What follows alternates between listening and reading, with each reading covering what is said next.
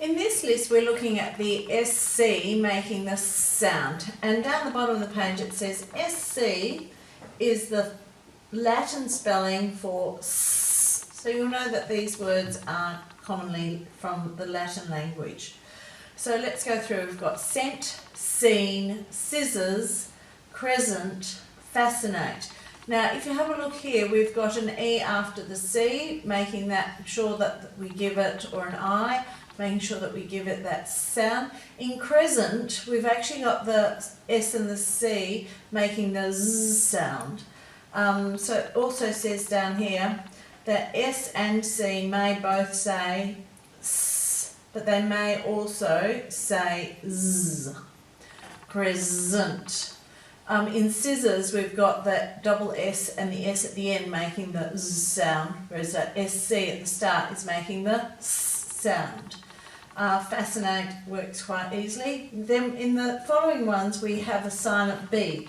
So you'll find it very difficult to pronounce that B. That's why it's become silent over time. So we've got det, doubt, subtle, succumb, and then yacht is, we've just put that in as an extra word.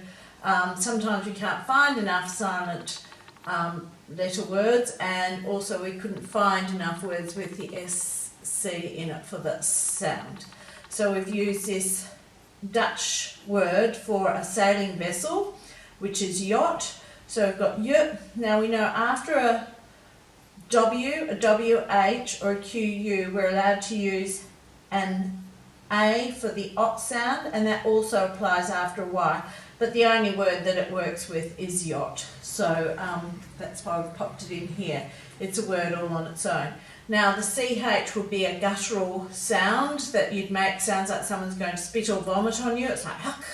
We can't make that sound easy. So when we say yacht, we leave out that sound, but when we write the word, we must still put in those two letters that the Dutch would put into that word.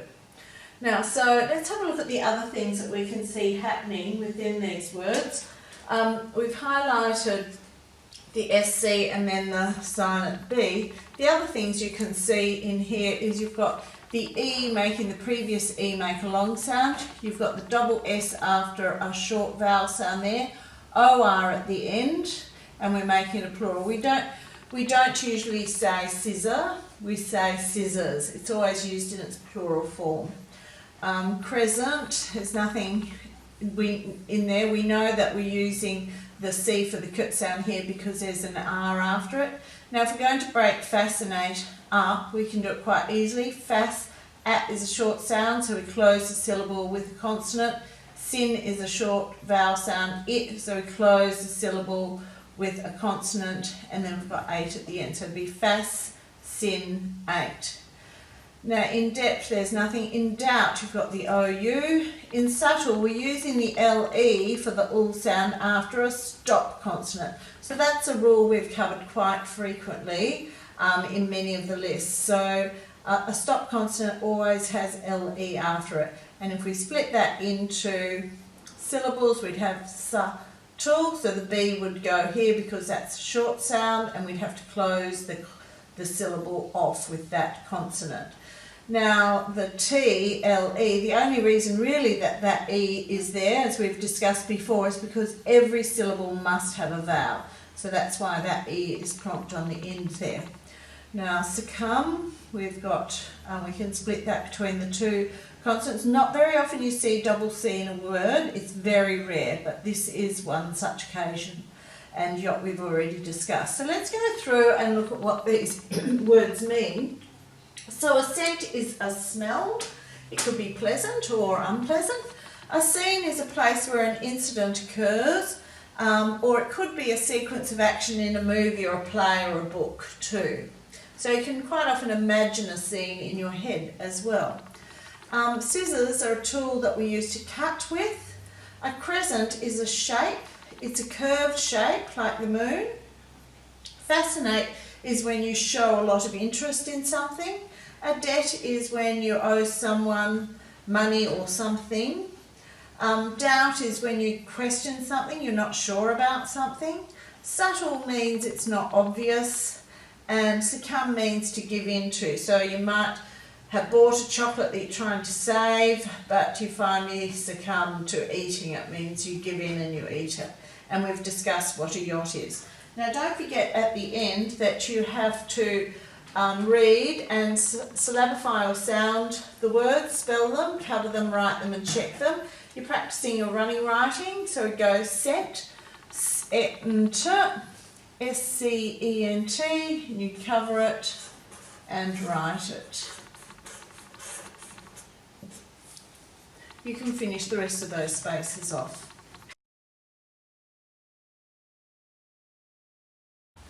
In these words we need to highlight the SC for the sound in all of these words and the silent B, and in yacht you're going to also highlight that CH, which will be silent as well. So first of all you have to fill in the gaps with the correct list words from above. So we've got scent, scene, scissors, crescent, fascinate, debt, doubt, subtle, succumb and yacht. Then down the bottom we've got some homophones, so we've got scene, scene.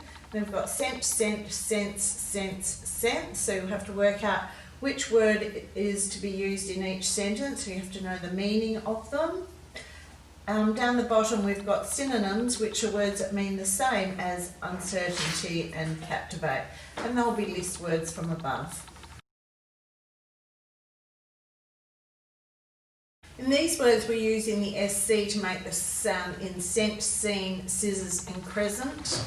Crescent and fascinate, we're splitting that sound into the S and the C sound. Debt, doubt, subtle and succumb all have a silent B in them.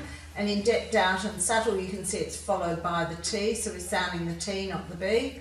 And in yacht we've got a silent CH because we can't voice that guttural sound. It's not in any English words that we can do that. So here you have to fill in the table for verb family. So you've got doubt in its different tenses. So you're going to have doubt, doubts, doubting, doubted. Now this section you're making new words and then using them in a sentence to show us that you know what their meanings are. So you're going to form scenery, subtlety, doubtful and debtor. Down the bottom you have to fill in the gaps with a list word or extension. So you may be forming a noun, verb, adjective or adverb. You'll have to work it out and make sure you have the correct suffixes adjoined to those base words. This day 4 is on prepositional phrases. So a prepositional phrase begins with a preposition and ends with the object of the preposition. So the object is always a noun or a pronoun. So some examples are up the stairs. So the preposition would be up and the object would be the stairs. Around the block, under my bed, behind the door, in front of the car, between the trees, next to the stairs, above the fridge. So they're just examples of some prepositional phrases. Now you need to go through these sentences and highlight the prepositional phrase in each one and then use that instruction there to finish these drawings over here. Now be careful because the wording of these, the prepositions we've used in here are very important as to where you draw the bone over on these illustrations. Now down the bottom you have to fill in the gaps with a prepositional phrase to match the cats. So we've got lots of cats scattered through the picture and they're numbered. So number 1 sentence refers to number 1 cat. And we've filled this one in for you. You've got to give the adjective first, then the preposition and then the object. So the adjectives are always going to be describing the particular cat at that number. So number 1 cat is angry. You might say number 2 cat is sleepy or whatever. So the angry cat is next to, so there's the preposition coming next. The tall bookshelf is the object. So you've got to give the adjective, the preposition and then the object in each of these sentences.